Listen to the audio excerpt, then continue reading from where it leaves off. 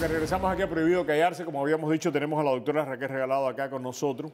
Vamos a estar hablando de una investigación que hace al Crespo, se la entrega, parte de la investigación se la entrega a la oficina del tasador de la propiedad y comienzan una investigación en contra de Raquel Regalado, producto de la documentación que al Crespo le entrega.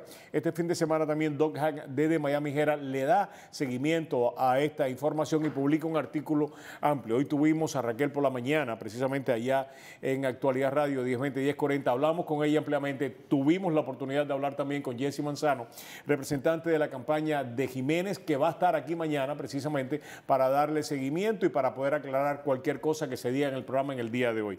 Pero varias cosas antes de pasar a Raquel, que me parece que son importantes aclarar. Como dije, Jessy va a estar aquí mañana. Me manda un documento Jessy, que es la conclusión de la demanda que le ponen al hijo de Jiménez. Pero vamos a explicar. Aquí son varias, claro. Pero vamos a explicar varias cosas. Mira, yo creo que es interesante que la campaña de Jiménez hoy mandó otra llamada en español diciendo que empieza la llamada diciendo Raquel Regalado cometió fraude, ¿no? Okay. Y entonces sigue la llamada. Ellos siguen haciendo campaña, aunque el propio tasador de la propiedad dijo hoy en tu programa y lo ha dicho en varios otros programas, ¿no? Que a mí no se me dio la oportunidad, que yo no recibí esa carta. Que tienes 30 días. Que tengo 30 días, que la persona que ha hecho esta investigación es Al Crespo, que la propia oficina del tasador no ha hecho una investigación, que ellos se quieren sentar conmigo para hablar sobre los documentos que le ha dado Al Crespo. Entonces, la decisión que yo hice hoy, que te voy a decir, no es una decisión fácil. Carlos Jiménez me ha estado atacando a mí, a mi familia, hablando de mi divorcio, del foreclosure por más de 1 año y medio, mientras en esta campaña yo he tratado de hablar sobre los temas. Él se niega a ir a los debates, se niega a hablar de la transportación, del medio ambiente, de la economía, ¿no? Y sigue atacándome a mí personalmente. Entonces hoy yo traje los documentos a tu programa para decir, bueno, mira, si en las próximas 3 semanas aquí esta campaña va a ser sobre las familias, ¿no? Y cómo las familias de uno impacta la habilidad que una persona tiene de ser la alcaldía. Si aquí vamos a hablar de que si Raquel Regalado es la niña de papá y porque es la niña de papá, entonces está en el buró de escuela y no puede ser la alcaldesa, entonces vamos a hablar de los problemas que tienen los hijos de Carlos Jiménez y cómo eso ha impactado los últimos 5 años en el buró de escuela. En la alcaldía. Entonces vamos a estos casos, ¿no?, de violencia doméstica. ¿Cómo es que el Miami Herald ha escrito 3 artículos sobre un incidente que yo tuve con un carro que no fue ni mi culpa, ¿no? Y nunca han escrito sobre el caso de violencia doméstica que tuvo Carlos Jiménez. Y no es el hijo solamente de Carlos Jiménez. El hijo de Carlos Jiménez tiene 2 casos de violencia doméstica. ¿Cuál de ellos? En uno, Carlos Jiménez Jr., el lobista de las camaritas, el que es lobista de MDX, él tuvo 2 casos de violencia doméstica. Yo tengo aquí que ellos lo que me mandan. Ellos lo que me dicen aquí que este caso fue, básicamente, no fue tomado en consideración y esto ocurrió en el 2005. Es lo que me está mandando Jessy Manzano. En el 2004, en el 2005 desestimaron el caso en cual estaba involucrado el padre. Ahora, ese caso fue desestimado sin prejuicio, quiere decir que lo podían traer, pero en todos los documentos que tenía la corte no te explica qué fue lo que ocurrió. ¿Y por qué se lo explica lo que ocurrió? Porque tú llegas a la conclusión que fue violencia doméstica. Porque dice el caso que es violencia doméstica, que es un caso civil por violencia doméstica, ¿no? Entonces, Jessy Manzano primero dice que yo estoy mintiendo. Entonces llama otra vez y dice, no, es verdad, pero eso fue una cosa política. Eso se lo hicieron a Carlos Jiménez unas semanas antes de su elección para la comisión y eso es político. Bueno, y aquí estoy yo unas semanas antes de una elección para la alcaldía, ¿no? Pero lo que le está ocurriendo a Raquel Regalado no es político, ¿no? Raquel Regalado es corrupta. Entonces, o te peinas o te haces papelillo. Y lo que yo quiero saber es por qué Carlos Jiménez no da la cara, ¿no? Y aquí yo tengo más pruebas que, mira, no solamente es que la familia de Carlos Jiménez han tenido problemas con violencia doméstica, no es solamente Carlos Jiménez Jr. ni Julio Jiménez que lo han arrestado. ¿Pero qué puede afectar a Carlos Jiménez que sus hijos hayan estado involucrados en estos problemas? Porque todos los años él ha puesto menos dinero en lo que es el presupuesto de la violencia doméstica y él tiene un patrón de ignorar lo que es la violencia doméstica. En el condado de Miami-Dade el año pasado nosotros tuvimos 25,000 casos de violencia doméstica. Este es el condado que más violencia doméstica tiene en todo el estado de la Florida. ¿Pero por qué tú crees que, pero vamos a suponer, ¿por qué tú pones de que porque los hijos hayan tenido problemas de violencia doméstica, como tú dices, Carlos quiere quitarle dinero a esos programas? ¿Qué tiene que ver una cosa con la otra? Porque si vamos a decir que lo que pasa en tu vida personal no impacta a la alcaldía, dale. Porque ellos están diciendo que, mira, porque Raquel Regalado tuvo un divorcio y tuvo un foreclosure, ella no sabe ser la alcaldesa. Bueno, si esa es la lógica que vamos a aplicar a la alcaldía del condado Miami-Dade, entonces que porque Carlos Jiménez y sus hijos tuvieron problemas con la violencia doméstica, entonces Carlos Jiménez como alcalde, no, obviamente está discriminando a las mujeres. Porque aquí toda la oportunidad de hablar de los hijos de Carlos Jiménez, claro, y todas esas pero cosas. no Pero es vamos a contestar primero lo que dice Al Crespo, lo que dice Doug Hank. Claro. Vamos a ir por paso. Lo que dice Doug Hank en el artículo es, o tú no sabes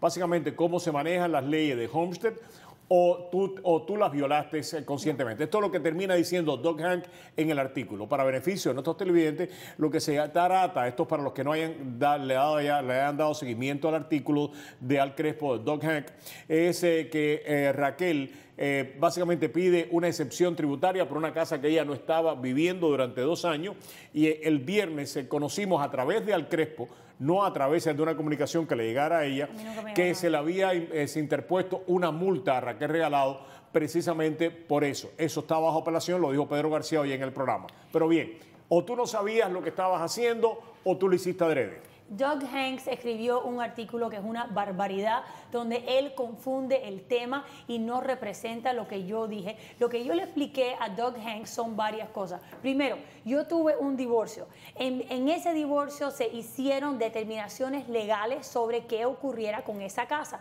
porque yo compré esa casa después de estar casada. Todo el mundo que ha estado divorciado y que ha tenido que compartir una casa entiende que es complicado, ¿no? Y eso fue lo que yo le traté de explicar al señor Doug Hanks. Ahora, cuando esa casa entra en un proceso de foreclosure, yo trato de vender esa casa con el banco para un short sale y mi ex marido no quiere pasar por ese proceso. Por eso el foreclosure de esa casa toma más tiempo y yo tengo los documentos para probar que hubo un proceso donde él tenía un derecho para retomar la casa y por eso yo me voy de la casa. ¿Dónde está ese documento? Bueno, yo tengo los documentos de divorcio que están preparando todos los abogados. Porque yo he recibido otro documento que me dice que él te había dado a ti todos los derechos para la casa. Es lo que a mí me envió, precisamente Jesse Manzano me lo envía. Jesse Manzano te envió parte de mi divorcio. Tú lo sabes, claro, exactamente. Sí, pero no es todo el documento. Y lo que dice es, lo que dice tu esposo en el documento es que él te cede a ti los derechos de la casa, pero si la casa se vende, él tiene el derecho al 50% de las ganancias de esa propiedad. Y el argumento que él hizo cuando hubo el foreclosure es que él no quería que yo le entregara... mi ex esposo en ese momento, que él no quería que yo le entregara la casa al banco, que él quería la habilidad de él retomar la casa porque él tenía un derecho y que eso era una venta bajo la ley. Mi ex esposo es un abogado también, es un abogado de patente, ¿no? ¿Y quién pide la excepción tributaria, tú o él? No, eso se pidió cuando compramos la casa en el año 2003, entonces no se cambió. Y ahora lo que tenemos que definir es quién estaba al mando, quién podía residir en la casa y cuál era la intención de volver a la casa. ¿Alguien residió en esa casa? Cuando yo me fui, no. Él nunca retomó la casa. ¿Y pero tú viviste sí, en esa casa? Después que yo me fui, no. ¿Tú rentaste esa casa en algún momento? Nunca la renté y por eso esta acusación de fraude, ¿no? Es tan incorrecta porque cuando hablamos del fraude de Homestead, estamos hablando de una persona que con intención, ¿no? Rentó una casa sabiendo que no iba a vivir y hizo dinero de esa transacción. Yo nunca hice eso. Yo abandoné una casa porque eso decía el divorcio, ¿no? Y él tenía un derecho a retomar esa casa y ahora nosotros vamos a ir los dos, ¿no? Que tenemos 30 días para hacerlo, para entregar nuestros documentos y enseñarnos cuál era la intención mía y la intención de él cuando estábamos haciendo eso. Ahora, si al final de ese proceso se debe algún tipo de dinero, con mucho gusto o yo o él lo pagamos. Otro que sale, después vamos a pero hablar eso no me hace a mí corrupta, ni es un fraude Perfecto. tampoco. Después vamos a hablar de lo que tú quieras hablar, pero para terminar el artículo de Doug Hank, que es importante y precisamente, Doug Hank también saca que tu hermano José está trabajando en la campaña, que tú le estás pagando $7,000 mensuales y trata de establecer un patrón de que tú y tus hermanos y tu cuñada se han estado beneficiando de las campañas políticas que ustedes han hecho, tu padre y tú. Eso es una mentira, yo lo he explicado en varias ocasiones. Mi hermano es camarógrafo, él hace los videos, existen todos los documentos que se le dieron al Miami Herald, video por video, hora por hora, cuánto él cobra por ese servicio. Mi hermano es la única persona que me deja a mí hacer un video a las 11 de la noche o a las 11 de la mañana, ¿no? Y por eso yo lo uso a él para no tener que pagar otro estudio. Las otras cosas que menciona Doug Hanks son cosas que ocurrieron en campañas de mi papá. Estamos hablando de una familia que ha tenido 9 campañas campañas políticas. No, eso no se dice fácil. La primera campaña que yo le hice a mi padre fue en el año 1996. Entonces, ahora la campaña de Jiménez ha retrocedido ese reloj para hablar de todas estas diferentes campañas. Y yo he trabajado en esta campaña, nosotros hemos hecho trabajo en esta campaña. Marta Beatriz, que estaba casada con mi hermano, en una de las campañas hizo los comerciales. Ella es locutora, tiene una voz muy bonita, ¿no? Y le pagamos a ella por hacer ese trabajo. Pero nosotros no vinimos de las campañas. Aquí los que viven, ¿no?, de Carlos Jiménez y el negocio que él tiene son los hijos de Carlos Jiménez. ¿Por qué tú dices eso? Porque uno es un lobista, el otro trabaja para Fuchina, la esposa del otro trabaja para ACOM, ¿no?, en un contrato del condado. Todos los hijos de Carlos Jiménez están metidos en contratos del condado. Entonces, ¿por qué el Miami Herald no escribe sobre ese fenómeno? ¿Por qué no escribe sobre eso? Porque Alex Villoc defiende capa y espada a Carlos Jiménez. ¿Quién es ella? Alex Villoc es el publisher del Miami Herald, que tiene una amistad con Carlos Jiménez, una persona que él le dio la posición en el Beacon Council. Ella se puso muy brava conmigo cuando yo dije que yo quería deshacer el Beacon Council, y ella le dice a todo el mundo que ella es amiga de Carlos Jiménez. O sea, ¿tú crees que Doug Hank está siguiendo instrucciones de ella de no cubrir a Carlos Jiménez y cubrirte a ti de una manera más agresiva? Yo creo que ella está al mando del Miami Herald y ha mandado un mensaje muy claro, ¿no?, que ella tiene una amistad con Carlos Jiménez. Mira, la semana pasada nosotros teníamos que hacer nuestra presentación delante del Miami Herald, y pusieron a Carlos Jiménez y yo a la misma vez para hacer esa presentación, y me llamaron a mí después de la oficina de Alex Villoc que ella tenía un conflicto y que lo teníamos que hacer separado. Por favor, ¿por qué a Carlos Jiménez se le da oportunidades como candidato que no se le dan a otras personas? Todo nada más que tienes que leer el Miami Herald, ¿no?, o lo que traducen y no traducen en el nuevo Herald, porque si la historia es negativa para Carlos Jiménez, no la traducen. ¿Cómo es que la historia de Ralph García Toledo no la traducieron? Pero tú vas a ver que esta historia de Raquel Regalado sí va a salir en la primera plana. No ha salido. Pero va a salir, porque mira, si yo hubiera estado si hubiera tenido un caso de violencia doméstica, hubiera estado en la primera plana del Miami Herald. ¿Cómo tú me vas a decir que el alcalde del condado Miami-Dade, si lo despidieron? Pero el caso no era él. El caso no era de él, era de su hijo. No, era él y su hijo. Los dos son defendants en el caso. Ella los nombró a los dos. Nada más que tienes que mirar el documento, y yo te lo enseño otra vez para ver que hay dos defendants, el hijo y el padre.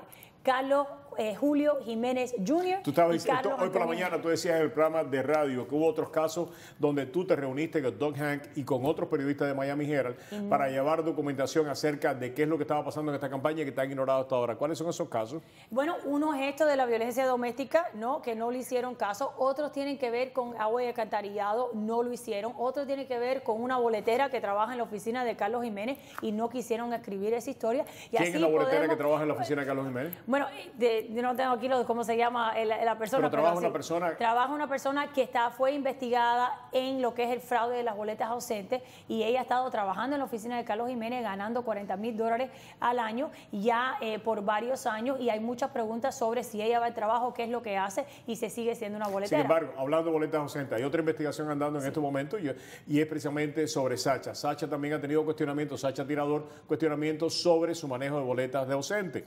Y Sacha está trabajando para tu campaña también, ¿vale? O sea, si se va a analizar si se va a analizar esta persona que trabaja en la oficina de Jiménez, es legítimo preguntarse que si tú también estás... Adelante, que le pregunten a Sacha. Mira, yo he tenido cuentas muy claras con Sacha Tirador. Ella está haciendo el banco telefónico de nosotros. ¿Ella ha trabajado boletas ausentes para ti? No, ella no está trabajando boletas ausentes. ¿Quién está trabajando las boletas ausentes para ti? Nadie está trabajando las boletas ausentes porque las leyes han cambiado y ya no se puede trabajar boletas ausentes. Ahora, la campaña de Carlos Jiménez sí está trabajando boletas ausentes, sí están tocando puertas y pidiéndole boletas a las personas, y ya hay varios casos donde se han pedido boletas sin la autorización de las personas. Eso no ha ocurrido en mi campaña. Yo no estoy llamando a las personas y haciendo eso. Nosotros tenemos una campaña donde simplemente estamos llamando físicamente a las personas que tengan boleta ausente o que no tengan boleta ausente, hablando de mi candidatura y explicándole que esta elección es el 30 de agosto, porque una de las cosas que está haciendo el Banco Telefónico de Carlos Jiménez es confundiendo a las personas y diciéndole que esto es en noviembre, y nosotros le hemos aclarado. Pero no llegamos a lo nuevo.